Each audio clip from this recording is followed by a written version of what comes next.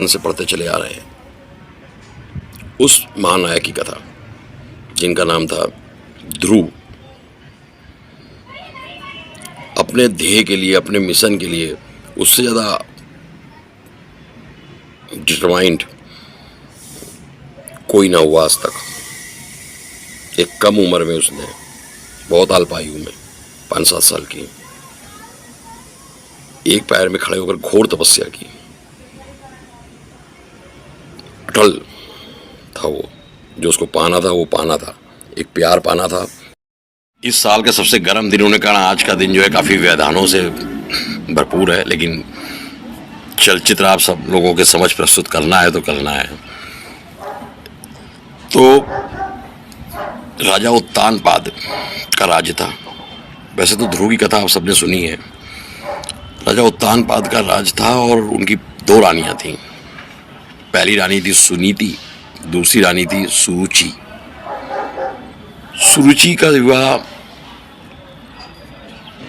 नया नया था। सुनीति और सुरुचि में अंतर था उम्र में।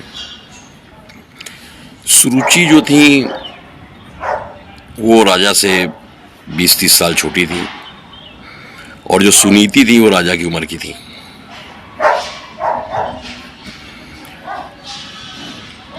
सुनीति जो बड़ी रानी थी उनका पुत्र था ध्रुव, और जो सुरुचि जिनकी शादी अभी 1-2 साल पहले हुई थी राजा उत्तानपाद से, उनका पुत्र था उत्तम। ध्रुव पहले अकेले थे, 5-7 साल के, तो उनको पूरा प्रेम पिता का, राजा का मिलता था।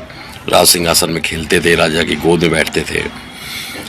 फिर सुरुचि के आ जाने के बाद, विवाह हो जाने के बाद, राजा का नया कुछ प्रेम में, क्योंकि राजा सुरुचि पर ज़्यादा ध्यान देने लगे, ध्रुव पर कम, और ध्रुव के मन में कुछ आने लगा। फिर आगे जाके सुरुचि का एक पुत्र हुआ, उसका नाम उत्तम रखा गया। राजा और ज़्यादा ध्यान नए पुत्र पर देने लगे। वैसे तो माँ बाप के लिए 2 पुत्र या पुत्री, 1 पुत्र या 2 पुत्र आंखों के समान होते हैं। अगर मुझसे पूछा जाए मैं इस आंख को ज़्यादा प्यार करता हूँ कि इस आंख को, तो उत्तर नहीं दे पाऊँगा। इसलिए, लेकिन ध्रुव को ऐसा लगने लगा कि मुझसे प्रेम कम हो गया है, और राजा उत्तानपाद पिता का उनके जो प्रेम है वो नए पुत्र उत्तम की तरफ ज़्यादा बढ़ने लगा है। काफ़ी सोचने लगा ध्रुव कि आनंद नहीं मिल रहा है पिता के प्रेम का, आनंद में कमी आ रही है। उसके बाद वो एक दिन जाता है तो देखता है कि राजा की गोद में, सिंहासन में राजा बैठे हुए हैं और उनकी गोद में उत्तम बैठा हुआ है। तो ध्रुव भी गया, 5-7 साल का था, राजा की दूसरे पैर में बैठ गया, सिंहासन में, दूसरी जांग में। कुछ देर बाद सुरुचि आई, नई रानी। उसने ध्रुव को उतारते हुए कहा कि तुमने मेरी गर्भ से जन्म नहीं लिया है, जो तुमको बराबर का प्रेम मिल जाए मेरे पुत्र के। क्योंकि सुरुचि जो थी वो काफ़ी, एक तो यंग थी और अत्यधिक सुंदर थी, तो तुमने मेरी गर्भ से जन्म लिया होता तब तुम ये पद, ये स्थान प्राप्त करते, और उसको उतार दिया। अब ध्रुव बहुत दुखी हो गए। वो अपनी माँ के पास पहुँचे, सुनीति।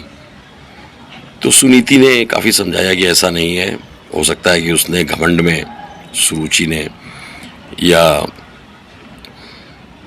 मिथ्याभिमान में ऐसा कह दिया है। ऐसा नहीं, पिता की दृष्टि में दोनों ही समान हैं, और आगे जाके तुम ही जो है वो सम्राट बनोगे ध्रुव। लेकिन ध्रुव को विश्वास नहीं था। उसने 1-2 बार और देखा तो देखा पिता जो है उसको लाड़ प्यार ज़्यादा कर रहे हैं, उत्तम को, जो छोटा पुत्र है। ध्रुव एक दिन घर से निकल गया 5-7 साल की उम्र में, और जंगल की तरफ चल दिया कि मुझे तपस्या करनी है और पिता का प्रेम का आनंद प्राप्त करना है। रास्ते में, चूंकि ये वर्णन विष्णु पुराण और नारद पुराण में भी है, तो रास्ते में नारद जी मिले। नारद जी ने उसकी उम्र देखी और पूछा कि भाई तुम इतनी कम उम्र में कहाँ चले जा रहे हो। नारायण तो वैसे सब जानते ही थे पहले से, लेकिन नारद को शायद ज्ञात नहीं था। तो नारद ने उसकी उम्र देखकर बोला। तो नारद को ध्रुव ने बताया कि ऐसा ऐसी पूरी कहानी बताई कि हमारी माँ सुरुचि सुनीति, पिता उत्तानपाद। तो नारद ने समझाया कि नहीं, तुम बहुत बड़ी गलती कर रहे हो। जंगल जो है वो कठिन जंगल है, जंगली जानवर हैं, तुम राजा के पुत्र हो, राजकुमार हो, तुम गर्मी सर्दी बरसात नहीं झेल पाओगे, तुम मत जाओ। लेकिन ध्रुव नहीं माने। तब नारद ने कहा, अच्छा तुम अगर तपस्या करनी है, ये प्राप्त करना ही है, पिता का प्रेम प्राप्त करना ही है, तो तुमको मैं 2 मंत्र दे रहा हूँ। उन मंत्रों को बोलते हुए तपस्या करो। ओम नमो भगवते वासुदेवाय नमः, ओम नमो नारायण। ये 2 मंत्र बोलते हुए तुम तपस्या करो। ध्रुव कई वर्षों तक एक पैर में खड़े होकर आंखें बंद करके यही मंत्र बोलते रहे। ओम नमो भगवते वासुदेवाय नमः, ओम नमो भगवते वासुदेवाय नमः, ओम नमो नारायण, ओम नमो नारायण। कई वर्षों तक एक पैर में खड़े होकर बस प्रतिज्ञा, उनका इच्छा यही थी कि पिता के प्यार का आनंद मिले। बहुत समय गुजर गया, विष्णु भगवान फिर प्रकट हुए, लेकिन ध्रुव ने आंखें नहीं खोली। फिर विष्णु भगवान ने अपना शंख बजाया, पांचजन्य शंख। तो उसकी आवाज से फिर ध्रुव की आंखें खुली। तब विष्णु जी बताया, जो तुम आनंद ढूंढ रहे हो वो तो तुम्हारे अंदर ही है।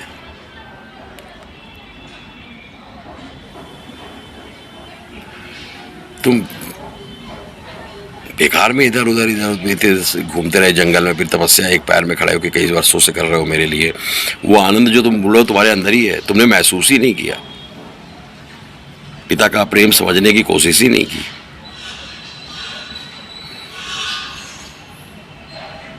और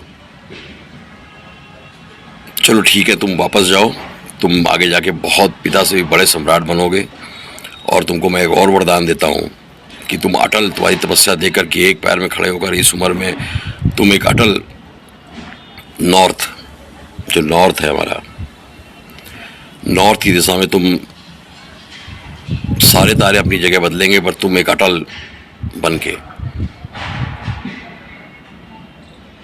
वहीं पर स्थिर रहोगे। और सबको ये सीख मिलेगी तुमको देखकर कि अगर कोई ठान ले, प्रतिज्ञा कर ले, तो सब संभव है। तो आज भी नॉर्थ में ध्रुव तारा निकलता है, सबसे तेज चमकता हुआ। और सदियों से वो नाविकों की, लोगों को, अगर आपको दिशा भ्रम हो जाए तो आप रात्रि में, तो आप ध्रुव तारा जिधर सबसे तेज चमकता हुआ तारा दिखे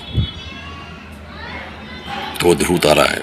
उसको वरदान मिला था कि मृत्यु के पश्चात तुम